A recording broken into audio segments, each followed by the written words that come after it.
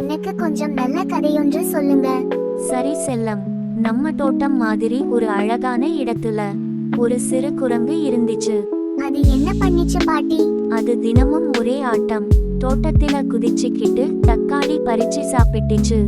ஓ, அது தவறுதானே பாட்டி? ஆமாம் செல்லம், தோட்டக்காரர் மிகவும் சிரமப்பட்டு வளர்த்த தக்காளி தானே அது. பிறகு என்னாச்சு? அவர் ஒரு திட்டம் போட்டார். தக்காளியை சாப்பிடாதே, தர்மம் செய்தால் தர்மம் காக்கும். அப்புறம் என்ன பாட்டி நடந்தது? குரங்கு ஓடி போச்சா? இல்ல பாப்பா, அது மீண்டும் தக்காளிக்காக வந்துச்சு. ஆனா இந்த முறை அது இடறி விழுந்துச்சு. ஐயையோ, காயமா பட்டுச்சு? ஆமாம், கொஞ்சம் காயம். அதுக்கப்புறம் அது சிந்திச்சது, நான் ஏன் இதெல்லாம் பண்ணணும் என்று. அப்புறம் நல்ல குரங்கா மாறிச்சா? ஆமாம் செல்லம், அது பிறகு தக்காளி பறிக்கல. அதே நேரம் தோட்டக்காரருக்கு உதவி பண்ண ஆரம்பிச்சது. வா, இது நல்ல கதை பாட்டி. அந்த தோட்டக்காரர் என்ன பண்ணார்? அவர் மகிழ்ச்சியா இருந்தார். குரங்குக்கு பழங்களும் கொடுத்தார். இருவரும் நல்ல நண்பர்கள் ஆனாங்க. பாட்டி, இதுல மோரல் என்ன?